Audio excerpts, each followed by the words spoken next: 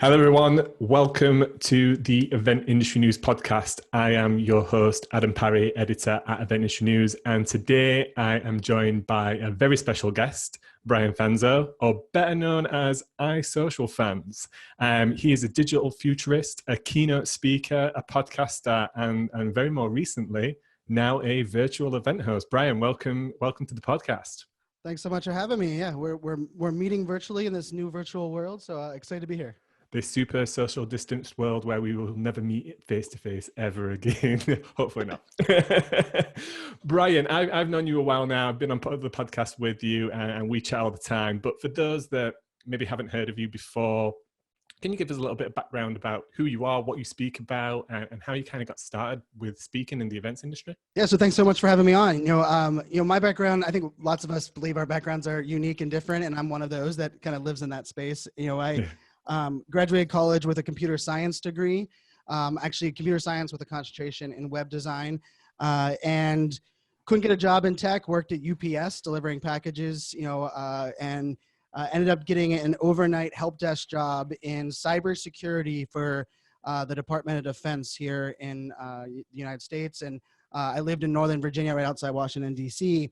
And I had the overnight help desk job, and quickly into my career, about 6 months in, the boss came in on a Friday and just said, hey, we had a whole help desk, floor, and said, hey, who here would like to go to Korea Monday and teach one of our courses? And I just happened to have my hand up first. And he said, do you have a passport? I was like, nope. He's like, you ever been out of the country? I was like, I've been on a cruise. He was like, are you confident you could teach this course? And I was like, yeah, I'm confident I could teach the course. So I got a same-day passport. I spent every minute, and of course this is kind of pre-YouTube, on SharePoint, watching videos and reading documents on my 13-hour flight to Korea. And I got on my first high-speed train, and I taught a 4-day course on cybersecurity tools for the U.S. government for the soldiers that were in Korea. And so yeah, I taught an online course, or I taught a course for the U.S. Military that were there. And so on the way home, this is BlackBerry days. I landed in Atlanta and turned on my BlackBerry, my international BlackBerry, and I got a message from the government lead that was sent to my boss, and it's pretty much said, if that was the best reviewed class we've ever had, if Brian's willing to do the courses, we'll move from 4 courses a quarter to 4 courses a month.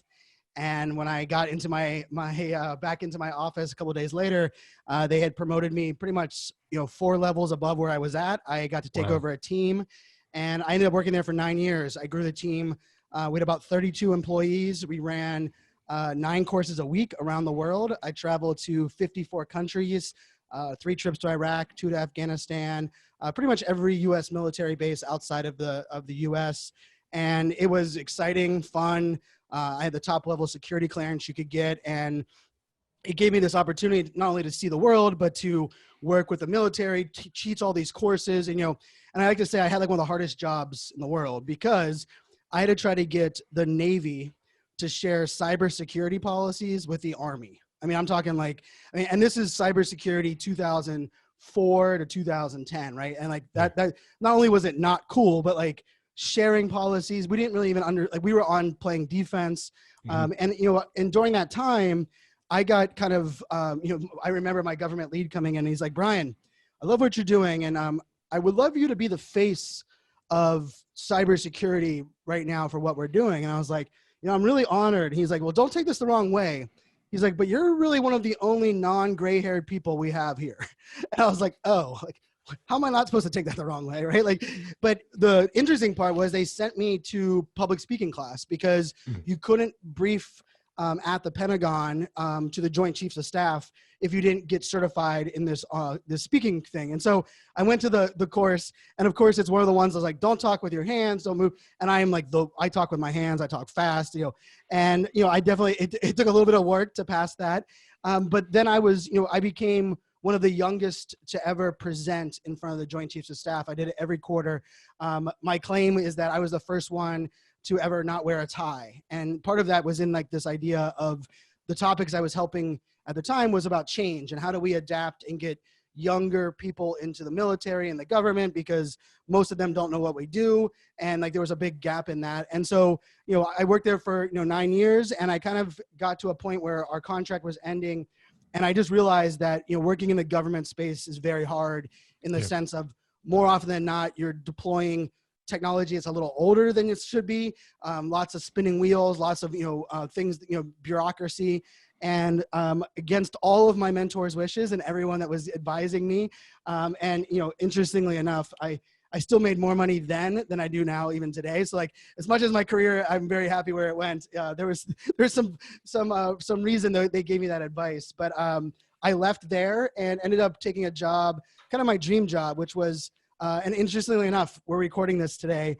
It was 7 years ago today. So because I came up on my Facebook memories, but yeah, 7 years ago today, I took my dream job, which was a technology evangelist for a data center company. And really what that meant was I was the face of the data center company, got to speak at all of the cloud data center type events like Gartner, AWS, VMworld, all these big, I was in Mobile World Congress in Barcelona, a lot of SAP events in Europe. And I had a great time. Like it was, and I worked there for 2 years and 10 days. And we were that typical startup where we were hiring 12 new hires a week. We had the food trucks and like, the ping pong tables and at the time the company was under acquisition, and the company was going in to buy was like, what is an evangelist? Like that didn't make sense. And I was like, oh, it's modeled after Guy Kawasaki and what he did at Apple. And, I help all these teams. And within a day, they pretty much were like, yeah, that we're buying the company and we don't have any room for any evangelists. And that was the first day I became an entrepreneur. So I packed my bag, and funny enough, like on the front of that building, like on the entryway was my big picture because I was the face of the, so like I was walking out of this company. And that's kind of how I, walked into the enterprise world. And so, for the government, I was speaking a lot on stages. For the data center, I was the face speaking all around the world. But funny enough, even at that moment, so 5 years ago, I had no idea professional speaker was a job. And I don't know if that's naive. Like, one of my mentors, Scott Stratton, he talks about when he was, 11 years old and seeing Les Brown on the TV, and he knew at that moment he wanted to be a professional speaker. I'm kind of the opposite, right? I was 32 years old, and then I was like, wait, they get paid? And I was like, oh, it's just authors and celebrities, right? Like that was like still my version of what speaking was. And so, I did a little bit in the agency side, was doing a lot of influencer work with a lot of brands.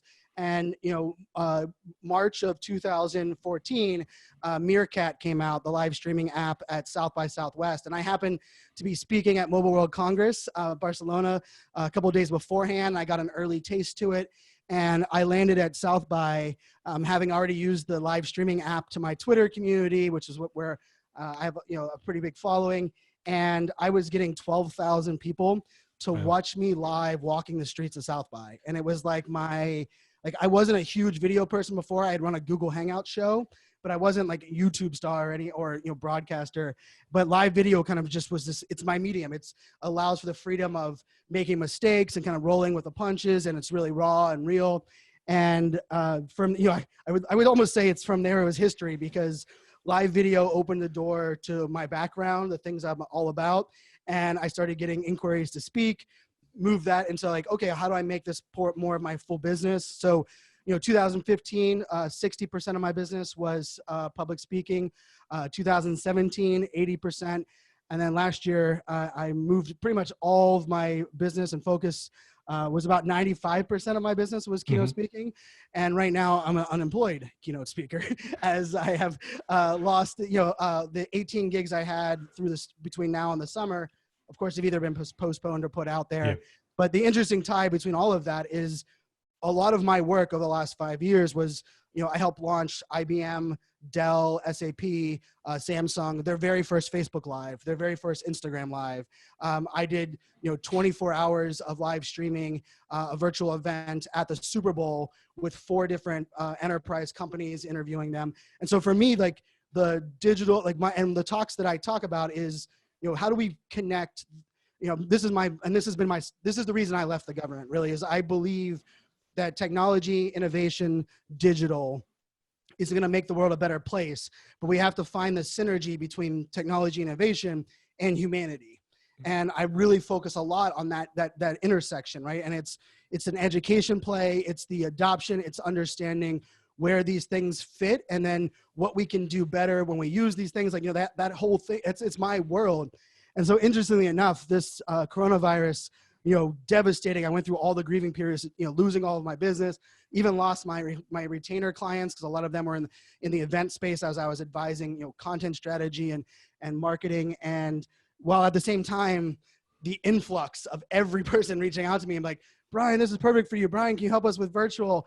And so it's been a roller coaster. It's an interesting ride, but I think we're all kind of growing and learning. And I would say out of all of that, the piece that I'm proudest of is, I'm a dad of 3 girls, that, for me, my true mission there is trying to make the world a better place in their future. They're 10, 8, and 6. And, in these current times, kind of being regrounded and seeing that is, allowed me to be happy with where I'm going. But, it's also interesting to kind of reflect back.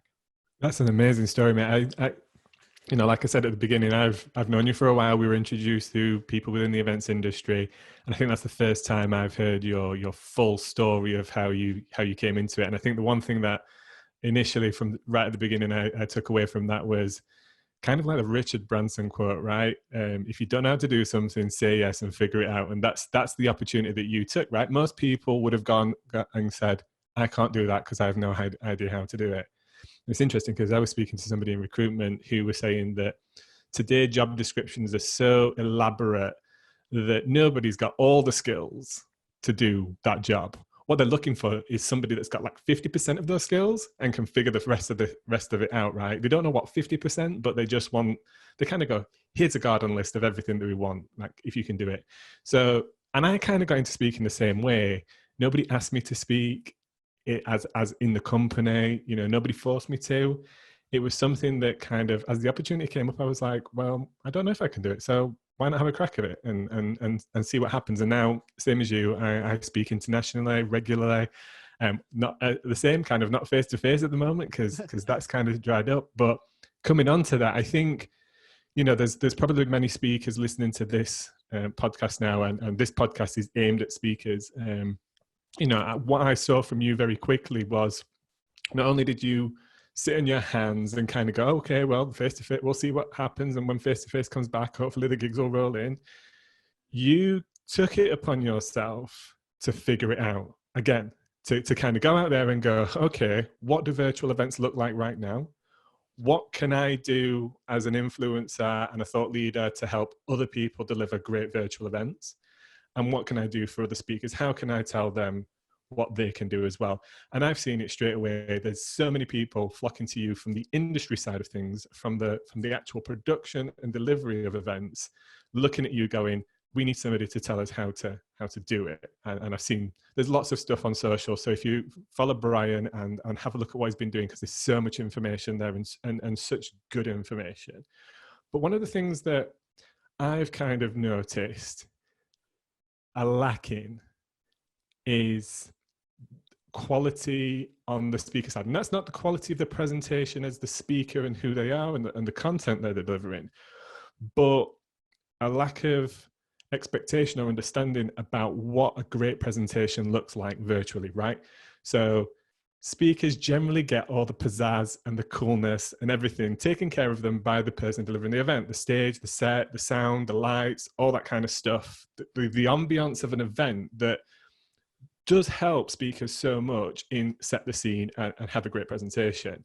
Now they're in their own homes or offices or bedrooms and like I am, and they may not have got the best camera, they may not have got the best setup, they're probably even trying to use things like AirPods and stuff and not necessarily podcast mics and all that kind of stuff. And for me, that's one of the biggest areas I think this industry and speakers need to go through, is a mindset of, right, now it's my responsibility to help deliver great audio, video, lighting, and a great experience. And I think that's one of the first questions. In your opinion, Brian, and you've had to adapt quite quickly yourself, what can speakers do that want to get into a virtual? What can they do initially to make sure that they have the ability to provide a great experience for those attendees that are listening? What's the top 5 things do you think that kind of make that up?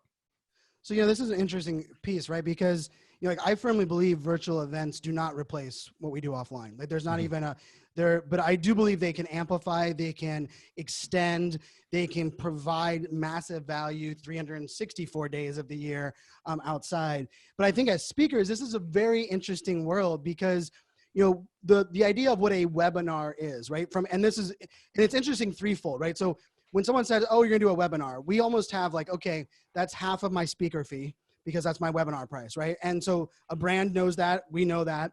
And then there's also like, oh, that's me talking over slides. It's not a performance, it's like I'm delivering content.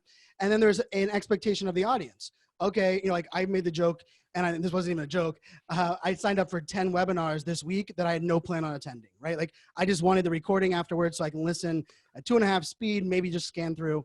And that was the virtual space. Like there's virtual platforms, there's video collaboration, but when the audience expectation was very low, when the value that brands put on it to speakers was very low, and the speaker's ability to deliver anything about, like I was appalled. Like every web, like I've never once have I been excited about going to consume a webinar.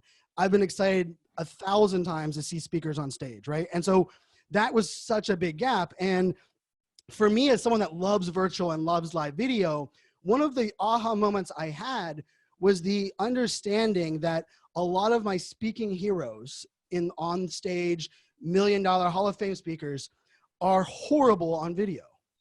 And at first it was shocking, but then I also, I've advised a lot of social media digital conferences on speakers. And in that space, we had to learn quickly, just because you're a YouTube creator that is amazing on video does not translate to the stage. So we have to give credit and kind of blow up on both sides. And so the interesting thing on that whole disconnect of like, and it's not an age thing, it's not a generation thing at all. To me, what it came down to was, kind of respecting the digital audience, the video audience, understanding the mindset, the approach, the technology around it. But I think probably more so than anything else, if we think about it, speakers, the greatest thing that we have, and when someone asks me, Brian, like, are you always passionate when you get on stage? And the thing I remind myself every time, and I don't know if anyone told me this, maybe I heard it somewhere, but I just look in the audience and I think every time, these people are giving me their 100% attention. And there is nowhere else in life. Like, 100% attention, and it could be 30 minutes, 60 minutes, 90 minutes, could be 10 minutes, whatever it is.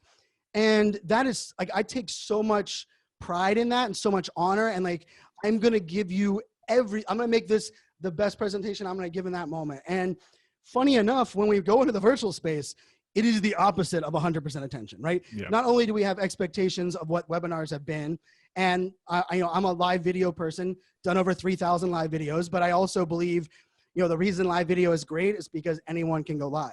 Mm-hmm. The reason most live videos suck is because anyone can go live, right? Like there's definitely like, not everyone needs to be, pressing the button and going live. And so funny enough, whenever I look at this, the limitations or constraints or the advantages of the offline stage, right? The lighting, the arena, the captured attention, the ambiance, the projection, all of the things that we take pride in. And early on in my speaking career, I was one of those ones that was like, I don't want to be a diva, so I wouldn't say what I wanted, right? I was like, I'll do whatever, right? And sometimes no confidence monitor, somehow like a handheld mic, and I talk with my hands. So I'm like, oh my, and then I realized like, and it was, I think it's a, maturity thing where I was like, wait a second, I need to make sure I set myself up for success so that I can provide the best product for my client and the audience. And so I started to be a little bit, I travel with two different microphones with me that I know work with a majority of pieces. I have 6 different remotes that work for, projection.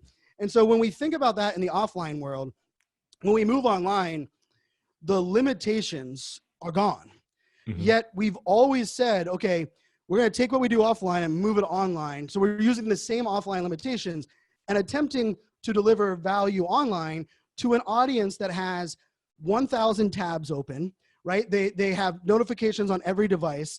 Right now we have our kids running behind us. We also have this expectation where like even a YouTube video, right? Like there's YouTube videos, there's podcasts. Like, I mean, I create a lot of video. I mean, 3,000 live videos, easily over that, and unproduced video that I've created over the years. I am a podcast listener, right? Like if I'm going to learn something, I'm a podcaster, right? So whenever I look at a virtual experience, we have to really throw out the constraints of offline and redesign what we are going to deliver to start with the fact that the audience's expectations are broken. The first place we have to start is the education of the audience, and where that starts. And I can tell you, part of my mission, the reason I've been pushing out so much content was, most people would look at that and like, wow, Brian, you're making, helping out the event industry, helping out the speaking industry. It's a lot to help out the audience, right? Because like I'm doing time lapse of the 4-hour, like I did a 4-hour dry run of a 2 8-minute segment of a talk that I'm going to give. That's more dry run than I've ever given for any online event or for any on-stage event that I've ever done, right? Like it's just my style. And I posted that time lapse, and part of that reason was like, for me for me to call out and say, I want your attention, and I know you're going to have distractions. And so I'm not going to expect you to not be distracted, but I'm going to give you every reason to not give into those distractions. And I'm going to set up things that, although you might be distracted or you might make choices, I give you the opportunity to kind of choose your own adventure, right? And kind of bring that down. And so when I look at speakers today, what we have to think about is, and it's not about just like 60-minute talk into a 20-minute talk, right? It's not about taking your titles of your talk and making them shorter. Like there's lots of like that kind of advice that's out there. And I think lots of that is good. But I think if we have to like really own this, is we have to take our talk and pull out, okay, these are the things that we know of our talk that is, of value, break it into different segments. And then we have to learn from YouTubers, Twitch live streamers. We have to learn from those that have decided to capture audience's attention in this digital landscape, right? Like, and like the average watch time of a user on TikTok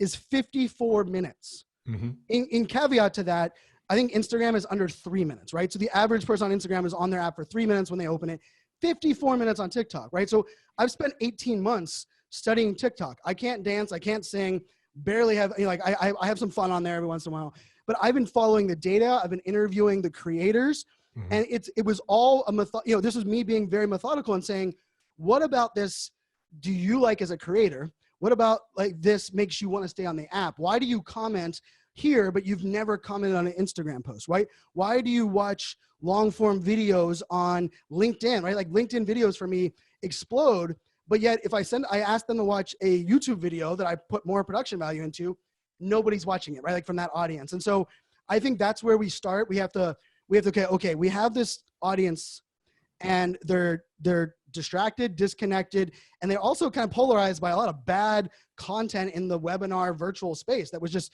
talk over crap, right? Like it's just the truth. And like, I mean, I made a commitment 2 years ago that I would never do a webinar that didn't allow me to activate the video. Yeah. And I lost some paid webinar gigs because they're like, oh, the software we're using doesn't have it. I was like, I won't put my brand there. Like it was a thing for me. And so now we have to take this even a step further, right? Like, okay, well now we have everyone's on their machines, on their devices. But one of the interesting pieces of this is the more device time, the more screen time we have, the more desire we have for going outside and going offline and like all of those pieces. And so we have an influx of virtual, just like we had an influx of live video. We have an influx of people, being on their devices and so connected. But I would actually say, much like we talk about this generation, like this generation is the most connected generation. They're stuck in their phones. And in the very same sentence, we will say they're the hardest generation to reach, right? And we're like, wait a second, didn't you just say? And it's understandable, right? Because when you have customers and audience that has more choices, they're smarter than they've ever been before. They understand how the game is played. They sign up for events using their third email address because they know that you're going to follow it up with like a 30 email sequence over the next 24 hours. And so we really have to just become extremely mindful. And I put this onus on speakers, right? Like I went out and I reviewed or demoed 68 tools that were labeled as virtual event tools, right? 68 tools. And everyone was like, where's this blog post coming, Brian? Like, what is your, like, you're making a play into the, virtual event production. I was like, no. Like it was a very selfish, reason to start was I want to know what all of the technology options are that are out there. I want to know everything. And then I want to look at my own delivery and say, how can I leverage them that add value? What things can I avoid that are just shiny object distractions? And then when I look at that, like that big picture, where is the innovation happening? Where can I push the limits? And so for me, this is where as speakers, like it doesn't have like, and funny enough, like, these companies that I'm working with now, and I've moved into like a retainer hosting, speaking model now. A lot of these companies are coming to me and they want to be innovative. Mm-hmm. They don't want to provide webinars. We don't like webinars, like the new bad word, right? The W word is the new bad word in that virtual space. But they're using two key phrases that I think every speaker needs to take into account. The first phrase that I'm hearing from every brand, and this is event teams in brands, because that's mostly like enterprise that I'm working with. They all say, Brian, the number one way that we will pay top dollar or pay the exact same fee is if it's a high quality production.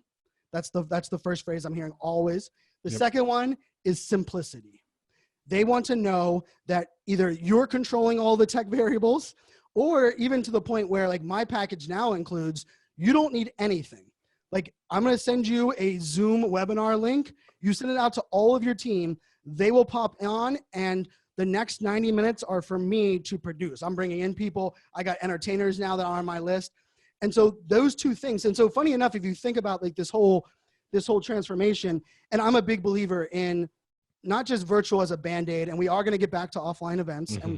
And I actually think offline events a year from now will be stronger than they've ever been before because of this desire to be around people. But we're going to see a shift where the 300 workshops that were added on to events, right? A lot of these like multi-track, all these, we're going to be able to supplement that information in virtual. But we're also going to be able, as speakers, to establish trust with the audience prior to us ever taking the stage, right? And we all know as speakers, if that audience already knows me, understands who I am and my background, my ability to deliver value in that 50-minute slot just drastically increased, right? There's lots of things I get to remove out of my, and I get to streamline things. And so that's where I look at it as a speaker. Right? And I'm kind of proof in that, right? So like a lot of my business has been hire me to speak, and then here's my upsell package. Let me do a 3 live video series to your internal team. Let me create these videos where I'm gonna welcome myself to your audience. And speakers be like, Brian, you're giving away all that stuff for free, or I can't believe you're doing all that extra work. And for me, it was going to an event industry or an association that I was way outside of my norm. People coming up to me the day before I speak. Can't wait to see you speak, shaking my hand. So like, to me, that was where we're at. And so I look at virtual as, right now it's 100% of my income path, but I do believe it's going to be like one of those like 60-40 models, in 18 months.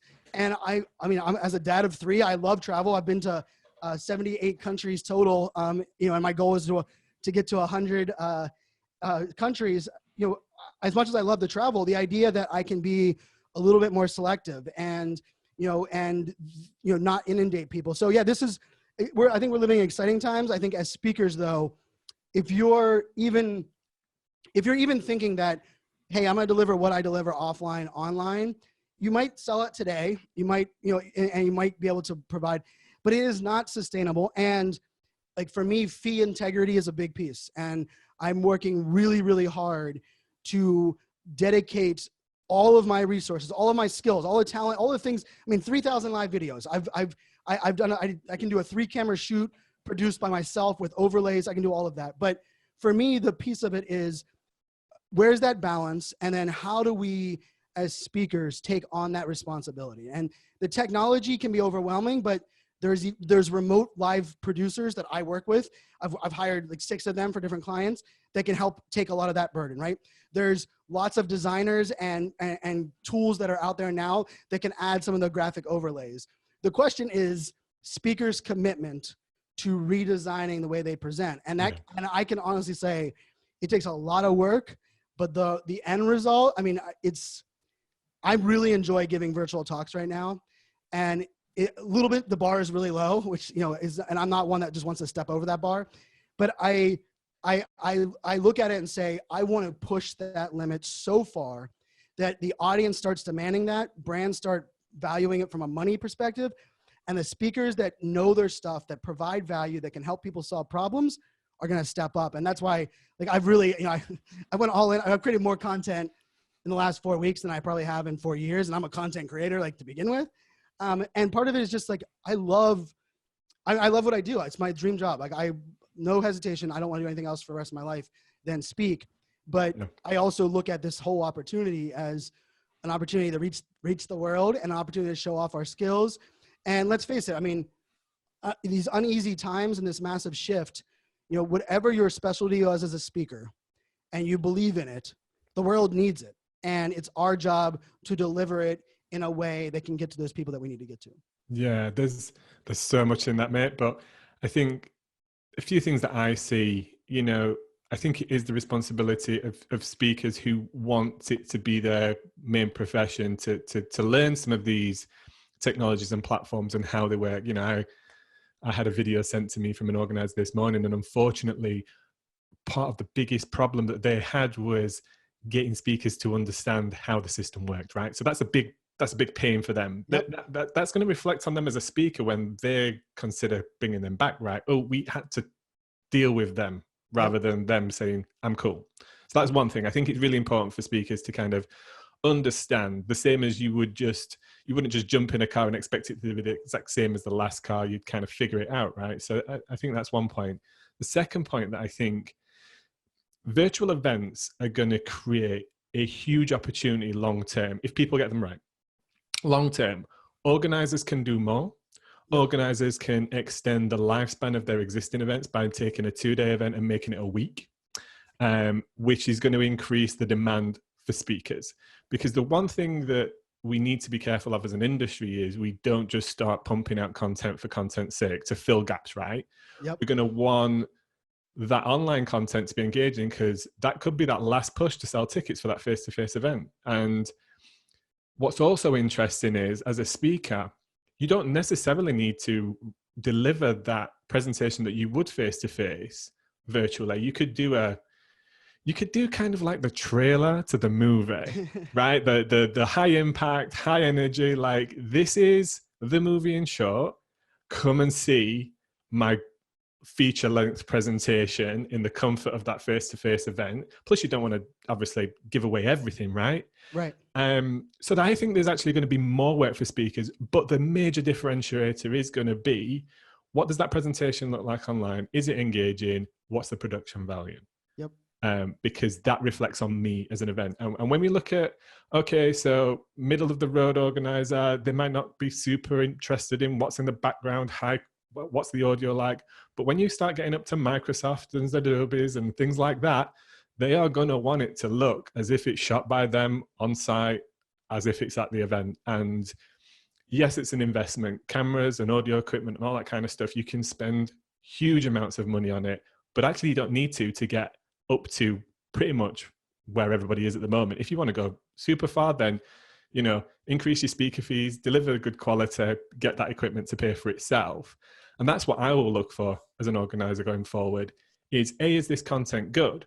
But what's this going to look like to my audience? Because that's a reflection of my brand and my event and what people are going to engage in long term. It's, let's look at Netflix. If Netflix put like 420p content up there, nobody'd use it. They'd be like, right, screw that. I'm not doing that. So I think it's really interesting. And I think one of the things you said there was important was, like, high quality production doesn't have to mean high priced, tools. And I just, I've been working with 2 speakers that are, in my mastermind with me, and, we've spent, 2 of them have spent over almost 50 grand worth of equipment to build out their studio. And we're working on that. I also have a setup that has a lot of gear, but I can tell you the primary one that I've been using for a lot of my virtual one, the total equipment cost is about $1,500, right? Like, not with the computer, like the computer would be on top of that. And so, like you said, like, that high quality production is much like the high quality ability to perform on stage. It's that ability, to understand, how are you delivering it? What are you using? Like, even to the point where, like, I'm using a 3-camera shot, and, like, I was talking to other speakers, and, like, I don't understand that. And I was like, well, for me, it's the emotion, right? So I want to convey this emotion when I'm standing up. I want to convey this emotion when I'm on the whiteboard. And then during the Q&A, I want it to be intimate conversation. So it's going to be it's in a different room on a different camera. And to your point on that whole piece there, like it's, for me, it's as much for the event producer as it is for that audience member to really redefine what that meant to get that online value. And like part of it to me is also like, I want a reason for them to show up, not wait to download it, right? Because if you're you know, I'm a big believer in the mix of pre-recorded, live, and produced video. Like I don't believe every aspect of a virtual event should be live, but I do believe if you are skilled in the ability to create a live, presentation that interacts with the audience, that adds live components, your production value and the quality completely increases. Now the risks also increase of bad internet things that are going wrong. Yeah. But I think that you're right. There is a point right now where like I said, I'm not willing to risk some of those things, but I am like for a lot of people that come to me, they all expect that because I have the gear, right? Weirdly my address was posted on like this Reddit forum apparently a while back. And so I get boxes of gear sent to me like in my front door. Like, and I'm not complaining at all. Yeah. And it'll be tripods to, cameras to speakers to, and I have a lot of it, but I'm also one that like, if I'm producing it, I have one remote producer or my community manager. I want to mitigate the risk and the variables. And I will oftentimes look like I have a Stream Deck manager, console right here that has a lot of the buttons set up. And funny enough, it hasn't been plugged in a week and a half, because when I looked at all of the things that I have going on, I was like, ooh, I'd rather have this monitor plugged in and I'll use my mouse over here to double click rather than having this expensive production piece where I could use the buttons, but now I'm not gonna be able to have this monitor. So then I'm not gonna be able to see some of the questions live. So that's the kind of piece. And the amount of speakers that have come, I'm over 40 one-on-one calls with different speakers helping with gear. And by the end of it, they're like, Brian, that's not what I expected you to go, right? Yeah. And so I do think it's so important. I love that you really went in that.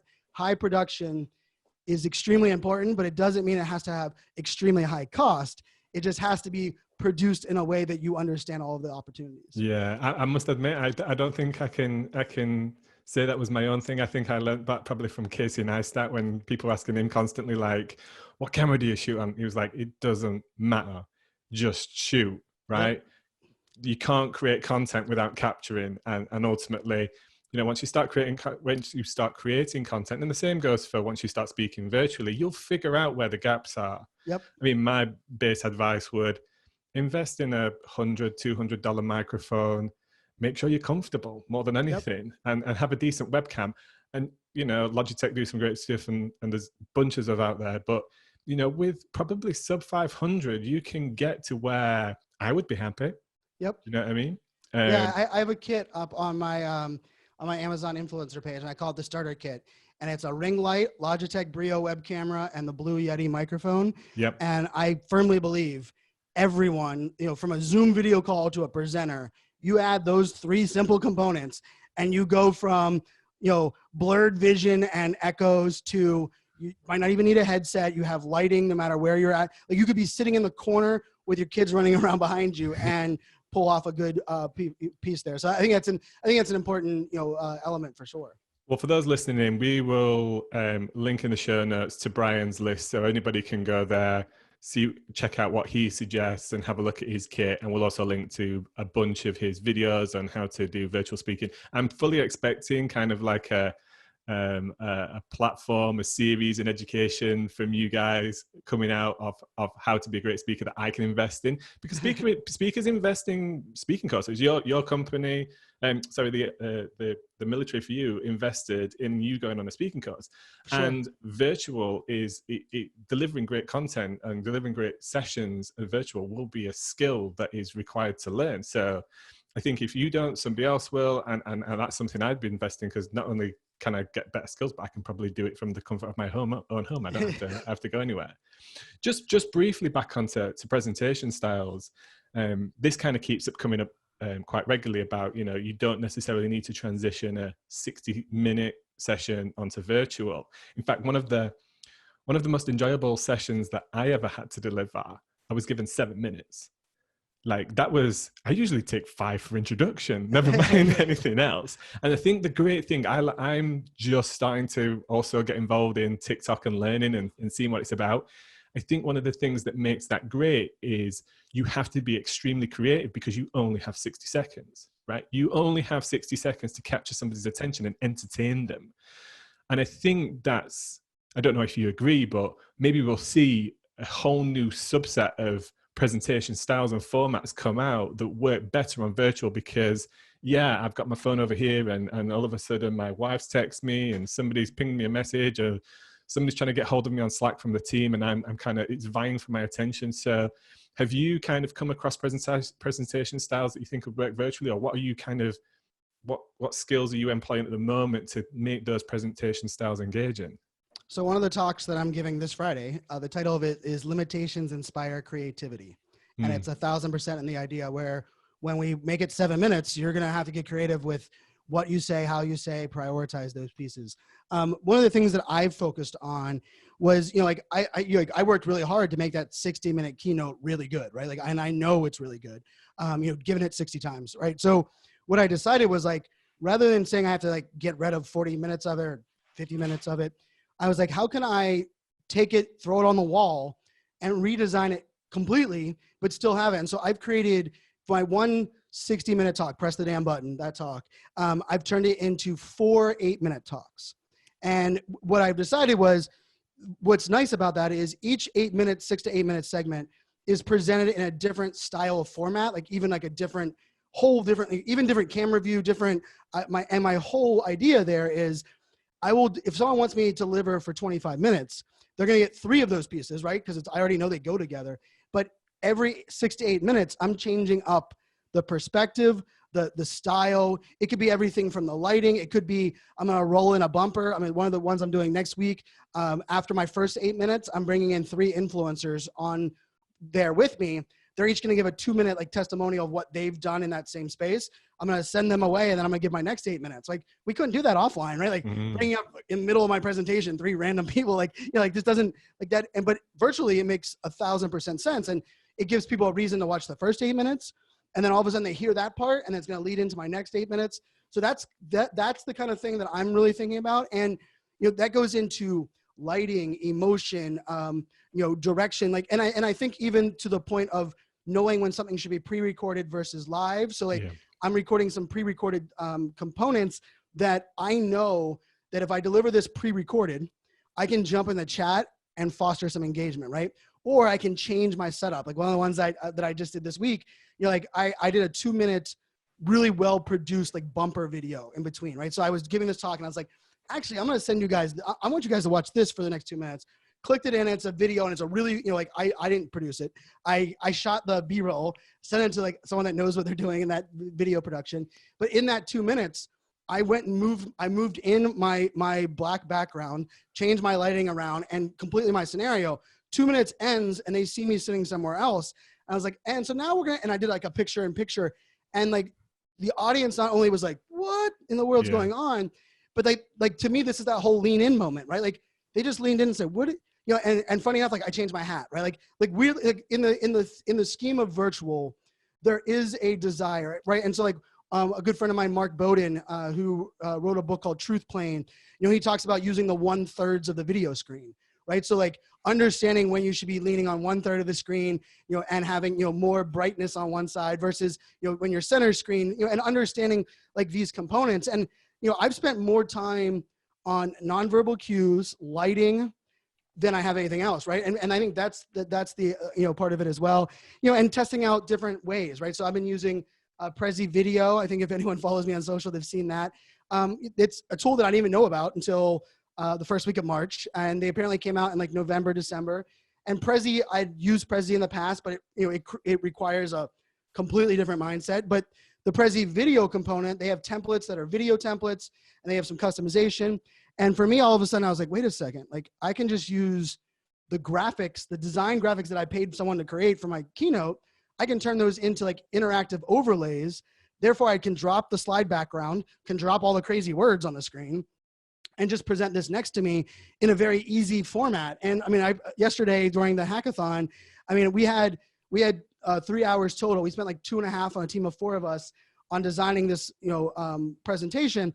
And like with 30 minutes left, they're like, Brian, do you want to do it on Prezi? I was like, this is gonna be a tough, and like 30 minutes I took, and we had heavy slides, right? With lots of bullets. And I created a 10-minute presentation with 8 different touch points on an interactive graphic using Prezi. I even, downloaded the file. I added the logo of the company into the graphic. And I did this all using like free tool. It's Canva, and this is all me playing around. And it's years of like, oh, I need a PMG lower third. How do I do that? Google it, figure out how to make a PMG lower third. And and that's the repertoire. And so I think as speakers, I truly do believe the limitations in virtual are only with our imagination. Yeah. Like, I mean, I'm testing out right now. I haven't delivered it yet, but I put a Brene Brown hologram next to me. And my goal is that the hologram isn't just a hologram, that it's going to actually give her quote that I quote in one of my talks. And so like I put like Brene Brown and funny enough, someone tagged her in a post and they're like, hey, I have connections there. Like she might be willing to record that piece with the background that I would need. Because to me, like, it's like those kind of environments, but, we're also going to see, I mean, we're already seeing it. Like every live video tool calls themselves a virtual event tool, right? Every tool is a webinar tool, virtual event tool. Every virtual event platform, and we're going to see it on the flip side of all of these different like overlays and broadcasts, and all of these are going to be like, and I'm getting an influx of them. I think one of the important pieces of it is testing. Like, I mean, it's the story of my career, right? I have no problem failing and I have no problem testing. And I always say like, I test a bunch of stuff and I put it out to the world. Like for me, it's, hey world, this is what I'm doing. Cause I want to hear how other people would use it. But almost every time other people use it better than I do. And I'm 1,000% okay with that because we're kind of like leveling the bar up together. And like, I already know, like, I mean, the Prezi video link that I shared in that talk yesterday, I think it had 180 clicks on it within a half hour, right? And I already knew like there's a lot of smart event people in that room. They're gonna look at Prezi video and do things that I haven't even thought of. And I went to bed last night very proud of the fact that like this is gonna up the level of virtual event content moving forward. And I think that's what we as speakers can get creative with, and for others, getting comfortable just talking to a camera that has no audience. Like it is not normal. I mean, anyone who's done any video knows you hate it at the beginning. You're uncomfortable watching yourself. It takes so long to get used to, but at the same time, like we all have our own little tricks to make it work. Like one of my good friends, he doesn't sing. He's a motivational speaker in the culture space, but he sings before he does video. So he hits record and he's singing. He gets that like momentum where he feels like he's in that performing, and then he records. And like no one's ever seen the singing segments because he's like, I would never let anybody see that.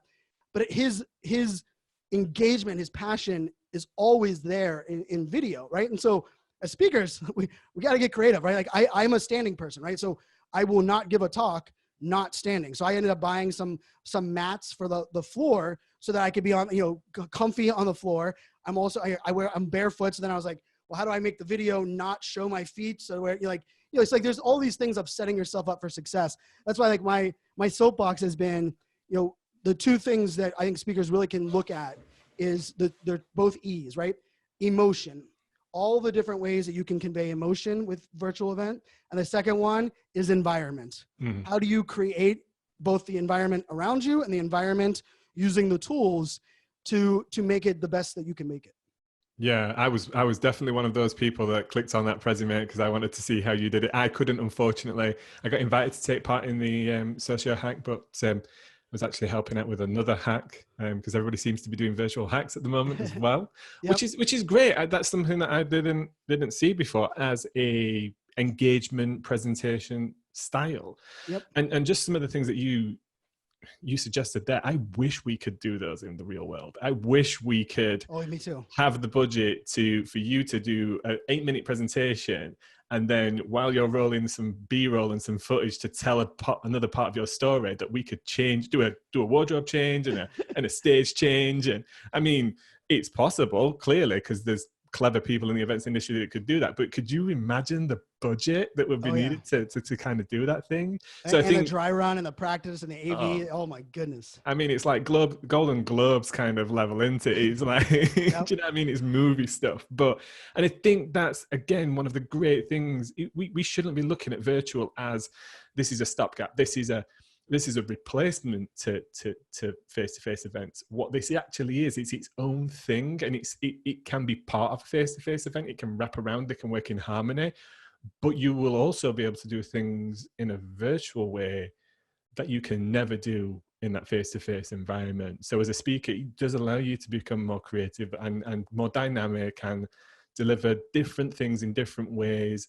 You know, it's again, it comes back to this reason that as Event Industry News and Event Tech Live, we've been asked over and over again over the last 3 weeks, when are you doing something virtual? And it comes back to, we will do something when we are confident that we can deliver it in a super engaging way, because we don't want to deliver crap. Well, and speakers need to own that, right? Like, Yeah. And I got this advice early on, and it was from Scott Stratton, who I'm very blessed to be, helping me out a lot from mentor perspective. And he was like, he's like, Brian, you're riding one hell of a momentum wave for 3 years in the speaker space. Make sure that everything you're doing in the virtual space does not jeopardize or hurt that all of that work you've put in. And we have a tendency to throw up a $99 course, or a tendency to throw out, a whole bunch of products. And not only like, and I'm not one that says like, it waters down your brand.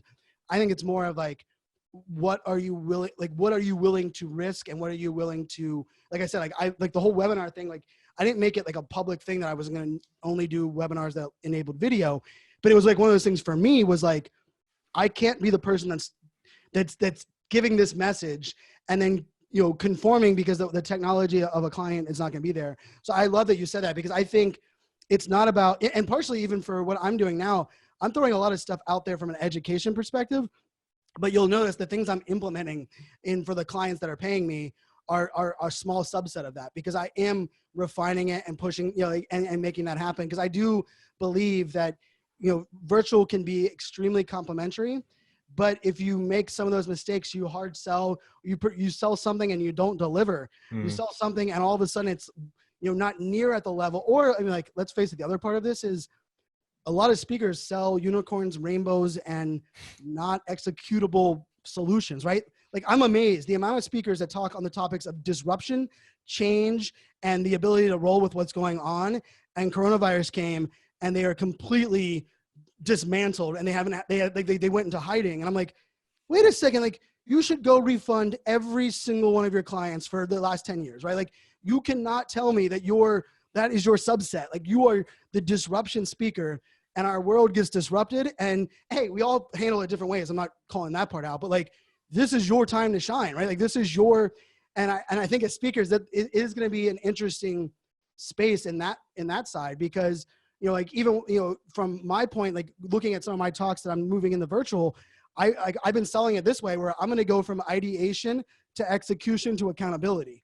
And so if a client wants to hire that whole series, we're going to do talks leading up. We're going to do the main virtual event talk, and then I'm going to launch a group for you, and we're going to do weekly calls for 5 weeks to make sure that I'm helping your teams implement what I'm talking about. And to me, I take a lot of pride in that, right? Because I am a business person that's going to be able to put that forward. But that's also like, that's like owning what you're saying on stage.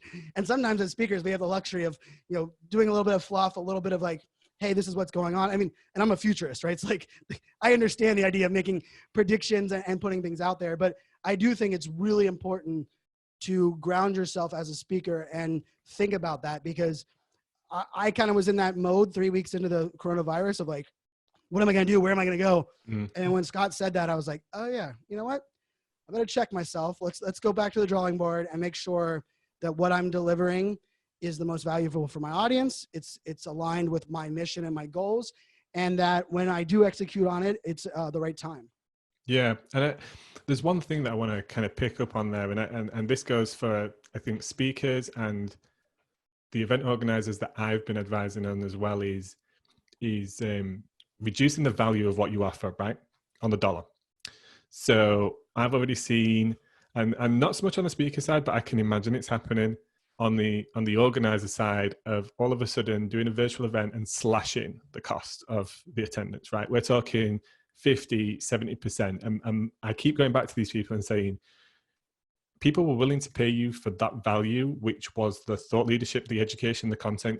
Do not get me wrong. There is an element of, especially at some conferences and events, that you are buying into an experience as well. There's no denying that, right? So that could be the catering, the after parties, the venue, all that kind of cool stuff. Don't reduce that because that's not happening. Take that budget and find ways to make it more engaging for that person at home. don't reduce your budget or your income and then having to put pressure on speakers to reduce their fees and things like that and do the same job for less money. You've actually probably saving money because you've not got to fly those guys in, put them in hotels and all that kind of stuff. And that's what my advice. And I'm fearful that there will become a little bit in the short term a race to the bottom on the cost side of things. But actually, you know, I think speakers can make better money and actually more income because they can do more events and things like that, and use that extra income and that time to reinvest in their presentations and extend out their opportunity, like an offering like you are, into follow-up calls and other things that kind of add value to that organizer. And the organizer can, you know, take that catering budget and send everybody a Deliveroo or an Uber Eats voucher. You know, choose your own, build that into the event, like build in a networking drinks hour, send people beers, send people wine, send people, you know, boba tea or whatever it is. Like, invest that money in still providing an experience. Those people are still at home and they want tokens of that event. Though it might be a lanyard and a pass and a t-shirt and some cool sunglasses and all that kind of stuff that you pick up that my wife hates anyway. But you know, there's ways to use that budget and invest it in actually providing an experience rather than just taking the dollar amount down, the pound amount down, and providing a more cost. People aren't overly bothered about cost if the value's there, right? So like that's the one thing. If anybody's listening to this as an organizer or speaker, don't start slashing your rates. Don't all of a sudden just, you know, do 50% off because nobody's turning up to a physical event. That's not what they were buying in the first place. They were buying the whole thing and take the money and reinvest it. But that kind of brings me on to my next point. And I put a survey out earlier today to Twitter just to kind of gauge people's response and thoughts, because, and you mentioned the kind of creator community online, YouTubers, you have a YouTube channel yourself. And I posed the question to the industry, do we think that actually virtual events could go the way of things like YouTube and pay speakers through a rev share based on views, engagement levels? The longer somebody engages for, maybe the more ads that are served, or the higher the value goes up because people are going, this is really good content, they're switched on. Maybe even using, you know, that influencer tactic of, you know, Brian, you have like 120,000 plus, you know, social media followers. What if we did a rev share on tickets, anybody that you put out there? I did that. We've only had 60 votes, but it's 60. And at that point, 46% said yes, 20% said no. And I think 34% said it was probably too early to kind of tell. You know, having that whole experience across the whole sector, you know, face-to-face, pay-to-speak at face-to-face events, having your own YouTube channel, having lots of forms of income and income streams. What does that proposition look like to you? Does that sit well with you? Do you think it'd be a good thing? Do you think it'd be a bad thing? How do you see that working out? So interestingly, you know, some of the platforms that I did all that demo testing have that actually built in, right? So like I know Hopin, I know Hey Summit, have that built into the speaker page where you can set it up as the admin and decide, hey, this is the affiliate link associated. I've done a lot of, I have a lot of affiliate offerings. I don't do a ton of affiliate work. Most of the time, you know, if I'm doing affiliate, it's a high ticket price item where, you know, I can move needles that way. And, you know, in some events, we're doing that for offline as well. You know, I think the interesting thing that kind of wrapped up in what you're saying there as well is this idea, like, you know, we also have to think about what is the value of an event. Like if the event is free, it doesn't mean the event owner isn't making some money, right? So like the data, the insights, the email list, the upsell, the sponsor connection. We also have to think about like, how does that work in GDPR, in the sharing of data, right? Like it's one of my questions I asked during the tool demo now is like, how do you assign that as the tool? And I will tell you, a lot of the webinar companies have it built in that you don't realize that they own the data. Even if it's your webinar to your list, they own that list of people that sign up. And these are things you have to factor in. And so when I look at all of those components, we also have to take it and say, okay, not just like affiliate or engagement rates or views of the event, but where can I complement the sponsors? Where can I like you said, sending the gift packages. Like, I love this idea, right? Like I got one. It was the cocktail hour. So it wasn't the alcohol, but it was everything you make the cocktails, and it was branded. And I loved it. And I can tell you, it went on my Instagram, and one of my Instagram stories, it was included in 2 podcast interviews. And so when you think about it from like an event talking to that sponsor, it's not, hey, I'm going to send this out to someone and then we'll send an affiliate link for them to also buy it. Like, think about the word of mouth that I just created to 250,000 followers. And I did it in a way that's like it blew my mind, right? It was exciting. And like, I remember on a call with my dad, who doesn't even have Facebook. He only has LinkedIn, like literally only LinkedIn. My dad's like, oh, your mom mentioned that cocktail thing you got. Like, I love that it was black and yellow. Could I send that out to my, he's a candy salesman. He's like, my distributors in my business. I was like, oh, Dad, they would love that. And like, so like, I mean, look at that residual, and part of that is it's hard to measure. Like, I always love, like, we go online, we assume everything becomes easy to measure. And it's like, no, it's actually not really the case. But I do believe there is a connection there. But I think of it, we have to get creative with it, not just being ticket sales or amount of people watching my session, rather what's that overall value? And then the other part of this, and this is, and maybe I need to do a whole thing on this part, because as an influencer, I mean, in 2014, I got awarded top 25 social business of the future by The Economist. And it labeled me as an influencer. And my boss at the time at the data center came in and like flicked on my desk. He goes, apparently you're an influencer. And I was like, I'm a what? Like, I was like, because it wasn't like, 2013, 2014, it wasn't like Fire Festival, blown up. And I remember thinking like, wow, there's no like guidance. There's no, how do you make money, how you don't make money, what things you turn down. And the biggest thing that I learned in that time was that not one brand, not one opportunity would be worth losing or jeopardizing the trust of my audience. So I turned down the 2 largest influencer gigs, both of them 6-figure offers, that I was presented, and like full contract. I turned down both of them because the products did not align with and it wasn't like, one of them was skinny jeans. So like, I've told this story on stage a lot, but like, it was a skinny jean company that they did research on my audience and my brand, but I do live streaming from my desk, you see shirt up, right? Like, so I was like, if all of a sudden I'm promoting like skinny jeans, most people don't even know what pants I'm wearing when it comes. So like, I had to turn that down, and it was, the money was amazing. It was a very tough decision. And so I say this because I want speakers and events to think about this. We have to, like, it's that idea of like, you hire somebody because they're an out-of-box thinker and they're innovating at your competitor, and then you hire them and bring them inside and say, do it our way. And then all of a sudden you're like, that guy didn't do anything, or that girl didn't do anything. And you're like, oh yeah, no kidding.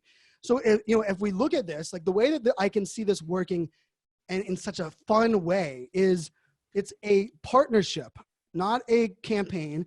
And it's a collaboration saying, hey, speaker, what is your preferred method of getting things out? Oh, you have a podcast? What if I get one of our biggest sponsors to be one of your guests on a podcast? They're really good. Or one of the things that I sell is when a sponsor sponsors my show, you don't get to pick a guest from your company. You get to pick your favorite influencer or favorite analyst to come on my show. So it's not, brand washed, sales pitch, but they get to, decide who they want on there. It works like gold, right? And so if we can think of it this way, right? Like, of like, how can I make, so it's not even just like, do you want an affiliate link to where you're getting a lot of signups to a page that's free? Or would you want 5 people to sign up for a demo for your product that is a 7-figure product, right? Or 6-figure product. And I think it's not one size fits all at all. And it's also not even, dependent on like, hey, okay, if it's not even really keynote speaker versus workshop speaker or, host. It's like, okay, where are they good at? How can we come to this partnership? And then my other big thing on this is that virtual is going to give us the opportunity to not think about an event as a day, right? Mm-hmm. And that's why when using the word experience, I see that word virtual experience, right? And so when we start to extend something out, we still have to give people a reason to show up during certain times for live. And we have to like contain it, right? Because we've all done it. I mean, I hit things on my Facebook and my browser, like save for later. I don't even know where save for later goes. I couldn't even tell you where that is, but there's about 5,000 things that I've saved for later that I've never viewed, right? And it's our natural way of doing things. I mean, I have the app on the second on my page browser. of Google, mate. That's where it is. That's where all that stuff exists. Exactly, right? And so when we think about that, so like all of a sudden we're like, it's an experience. We can go as long as we want. Well, when we give someone like a white wall and say, draw on it, they're like, stare at it, right? We give them a box and we give them ideas. all of a sudden they were able to put in there. And so I use the phrase swim lanes. Create swim lanes around your event that let people bob and weave, choose where they create, how they create, but it's not like a free-for-all, right? And I saw a couple of events just in the last 14 days that made that massive mistake of just like opened the content up. And I remember being on Twitter and I was watching everything in order, and it was 2 o'clock on the East Coast. They had opened at 8 a.m. I knew what they thought. And I was watching straight through, and people were live tweeting the closing keynote. I'm like, I still have 3 hours to read, and it was because it was open, right? So like people could jump, and all of a sudden, like the engagement, everything seemed disconnected. So I think those swim lanes are important. But I do love, when you told me about that question, my first thought was, ooh, I love your thinking. My second thought was, oh God, we're gonna have the same mistake of influencers. My third one was, we should learn, right? Like we should learn from this. Like, the reason influencers were bad was they weren't transparent. They didn't know how to say no. They accepted every offer. They sold their soul. And then the third one was there was no guideline, but there was also no brands. Like if you're Disney and you partner with PewDiePie, who's one of the largest YouTube influencers, I think the second most followed influencer or YouTuber in the world, but his entire brand is saying offhand, very brash, polarizing things. You hire him because of that. He creates content and does what he has always done, and you blame the influencer. I was furious. I did all this content blaming Disney because PewDiePie got all this backlash, and I was like, hold on a second. Like, the entire reason he has that following and his content and his specialty is this. You hired him, and then you want to terminate the contract because of your either illusion that you could change them or your disconnect or your lack of research. So I love this idea. I absolutely love this idea, but I do believe it's our job, right? Like let's go to big influencer companies and saying, hey, what things that have you learned from 5 years ago to now that you've done that you've like made this whole process easier, right? Because just giving a social tile and a link and saying, push this out to your email list, or even pre-writing the email and saying, send this out to your email list, right? Like, I mean, I told you, I got 17 requests to speak at virtual events this week. Yep. 17. All 17 of them will probably make that ask. Like, not only how do I choose, but like, what would that do to my list? What would that do to my community? Like, I mean, I take a lot of pride in the respecting the time of my consumers, but I'm also not afraid to put content and weave things in there. So love this idea, but I do think it's going to take a kind of a collaborative effort. And for the platforms that have it enabled, I think it's also important to allow some freedom around that enablement. And like, even to the point where like one of the tools, I won't name them, but like, they don't even allow you to hide that part. So a lot of these events I'll get the speaker page and it says, here's your personalized link, rev share 0. Like, let's just think about that from like, how does that make that person feel, right? And like that, we need to understand those components of this, because I mean, I can tell you, I was thrown money to go to lots of events early on as an influencer, and I'd be like, get there. I'm like, all right, what do we got going on? They're like, just tweet. I'm like, tweet? Like, what do you want me to talk? Just tweet. We want the total potential eyeballs. I was like, so you're treating this like a billboard? You're just going to guess how many people look? And they're like, yep. And I was like, and I mean, hey, I did my job and I executed, but I think we grew, right? So now it's like, they're not paying me for my time there. It's content creation, integration. It's, I end up doing like workshops for executives when I do these I did, last year I did 6 figures worth of influencer work in 2019. And I can tell you, it was a lot of very detailed work at a lot of these events. Some of the events I spoke at, I would do influencer work as well. But every one of them was a partnership and a collaboration on what's in it for me, what's in it for you, what's the best way of delivering it. And oh my God, this excites me. Probably most excited I've been about this offering based on your question, only in the sense is that I believe in all of us to learn from all the previous mistakes. Because if we don't, and we treat this like 2014 influencer marketing, we're going to have lots of lack of transparency, lots of people alienating their email list, lots of people, buying followers just to, hey, if you have 100,000 followers, we'll pay you $100 versus someone with 1,000 followers. And I'm like, wait a second. What if they both get 10 people to buy your product? Why did that we have to look at that. So excited at the idea. Love that you went there. I had not even thought that, but I'm gonna take a positive spin and say I'm optimistic we can learn and do that in some fun, creative ways. Yeah, and I think the one piece of advice I would pass over both to speakers and to organizers. And it is the art of negotiation is always to offer options, right? Like I get pitched over and over and over again for speakers for my event. And the pitch is, this person has been on this stage in this magazine and he speaks about this and he's traveled the world and blah, blah, blah. And sometimes there's no indication of like fee. And then when I do get into a conversation, it's like, okay, so this is it. This is the option. You pay this much for them to speak and expenses, blah, blah, blah. Yep.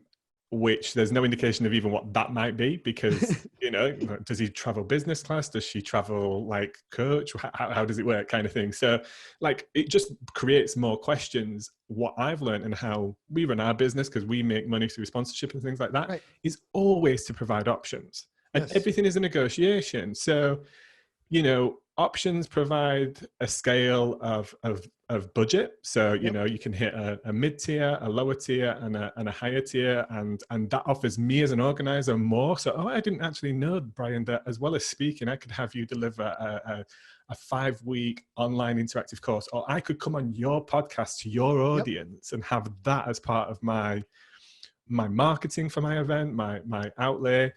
And I think that's where speakers could get really creative is all of a sudden, rather than just speak, they can create all these additional value propositions for organizers virtually and physically and huge amounts of more value. I was thinking about this the other day because I'm a big fan of like Gary Vee and stuff like that. And, if I was looking at speakers now as my keynotes, I think I'd probably try and contract them to say, listen, I want you to do 6-10 minutes one-on-ones with 6 people that are going to go into a competition to have that one-on-one video FaceTime chat with you. Oh, yes. Love that. That would create so much hype around the event. That would be something that people would receive huge value in. I'm sure that could be amplified through social media. You know what? Sponsors might even want to buy that for somebody and gift it to somebody there and stuff like that. So always create options. Don't just think about it as the case of like, this is what I want. This is the only option, because And this is what organizers do. Let's be honest about it. They will just see dollars, and I want a discount on that. I want to chip away at that. I want to get that down so my speaker budget can stretch further, or my limited budget can get the people that I need. So I think it's super important. And I think personally, the way that I would like to see it, I think the way that it's fair is maybe, because this is another thing, speakers often talk about the disparity in what people get paid to speak. Right. So maybe there's a kind of like a flat fee of like, we pay all our speakers this, but then we pay bonuses on top. We pay like, if you can do this for us, we'll give you this. If you can do this for us, we'll give you this. And that way that, the intention of that speaker can get more involved and add more value and earn more themselves, the more weight that they put in, because that's what they get paid for. It's the time invested, right? So I think it's early days. I think, I don't want to see it go the way of YouTube myself, because I think that just ends up, those percentages seem to get smaller and smaller year on year. And there's the 1%ers versus everyone else, right? Like that. Exactly. We all hear about the 20 million YouTube stars that kind of earn it off the top. I mean, even Amazon affiliates, the news has just come out this week, isn't it? That, they're slashing, affiliate fees and stuff like that. But there's still money to be made there for everybody. I think that can still play a part. I think it just, like you said earlier, it just needs to be part of that mix of options, and we're all going through it as a bit of a learning kind of exercise.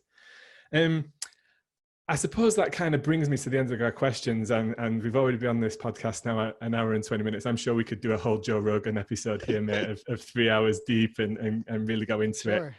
For those that are listening now and want to follow you and check out the content that you've been putting out about virtual events and speaking at virtual events and tips and tricks and all that kind of stuff, where can they find you? How do they find you online? So I'm on every social network. I don't recommend that for everyone, but it's part of what I do for my clients, my brand, understanding it. And so it's under the same brand. Consistency is really important online today, probably more so than ever. So it's iSocialFanz, the letter I, SOCIALFANZ or Z there at the end. So iSocialFanz. And then my speaker website is brianfanzo.com. So brianfanzo.com. I always say, like, give me a follow on one of the channels, pick your favorite. I create a lot of content everywhere. I don't share the same stuff everywhere, but you'll get a taste of kind of what I'm doing on those channels. And then I have, I'm launching a new podcast. The the podcast I've run for the last 4 years called FOMO Fans was really focused around the fear of missing out. And the coronavirus, I did an episode the first week of March, and I got a little sick to my stomach because I feel like we had enough fear that was integrated in our world. And so without much notice, I just decided I'm going to pause that podcast probably for good. And I'm going to launch a new one focused on the future and really around the future side. So that'll be out next month. And I have a new LinkedIn live show that'll be coming out very soon, where I'm doing an interview series on LinkedIn. So if you're a LinkedIn user, check me out over there under Brian Fanzo. But this is a lot of fun. I think this is part of it, right? Like, we're raising the bar, educating, sharing ideas, collaborating together. I love, like, I truly do. And I want to give a shout out to the event space. I've thought about this a lot because, when we went virtual, a lot of people came to me because I've done so much live video and I've done so much in that virtual arena.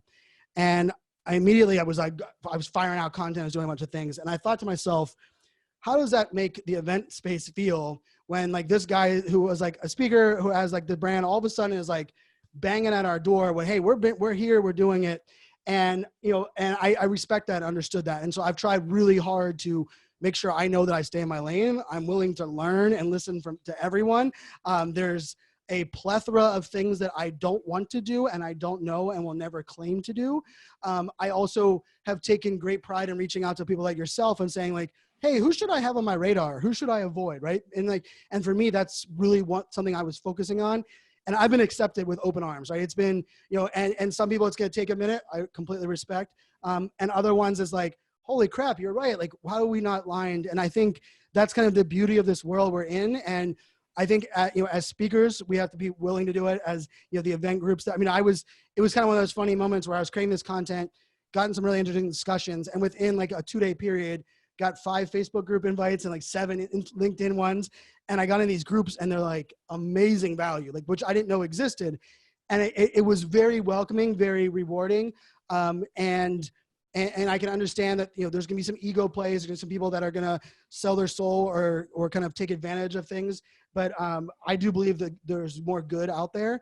And I just wanna say thank you to the audience, the community, the industry, because it's been very, very nice surprise to not only be welcomed, but kind of be able to share ideas and collaborate. And, even yourself, some of the people you've connected me with, or we've tagged in different tweets, all of a sudden it was like, wait a second, you're doing that, I'm doing that too. Or, and I think that's kind of the beauty. I firmly believe that, we are greater than me. And if each one of us, do a great job of, being our best selves, and then connecting people that should be connected, that, know what you don't know, and then connect people with those that know what you don't. And I do believe we'll move the needle forward. I believe offline events, when they do come back, people have asked me that a lot. I'm not really concerned about when, because the when is controlled by a virus that is uncontrollable. I'm going to let the virus worry about that. And I'm going to know, I'm confident that the stages come back, the audience will be there, people will travel, people will get there. And in the meantime, we have this vast opportunity that if we each pull all of our skills together, we're gonna make the world a better place. We're gonna move the needle forward. And I can guarantee, I think we're gonna look back 2 years from now. So we'll put 2 years. 2 years from now, we're gonna look back and say, wow, conferences offline are the best they've ever been as far as value, not only value for everyone involved, but just the intimacy, the connection, the things that we're able to accomplish. And if we can all believe in that, I think we can help each other, because it is tough times. Some of us are out of, I lost in a 1 week period, I lost all of my speaking gigs and all 4 of my retainer clients. And my poor speaker agent's like, well, good news is you can't lose anything else. Like, literally have lost, and I feel that, but I also am moving to the belief that, 2 years from now, mark our words, right? I think if we have anything to do with it, we're going to make that happen everywhere we can. And, I really appreciate you having me on. No, I reflect everything you said there. I've been very lucky myself to have an amazing career, seen some amazing places through the events industry, and the people I'm connected with, allowing me to, to make a living through it, and connect up with amazing people like yourself, and provide for my family and things like that. So you're right. This industry is not going anywhere, because we are the thread that threads every industry together. So that's one thing for sure. It's just a matter of when rather than if. Brian, thank you very much for having coming on my podcast today. I'm sure I'm going to have you back because you've made loads of things go off in my head of like, oh, I need to speak to him about that. I need to speak to him about that. Everybody that's listening, if you found this content engaging, please do share it to your network. Follow Brian on the aforementioned links and socials. We'll link in the show notes down below so you can connect up with him there. Thank you very much for coming on, dude, and we'll catch up soon. Cheers.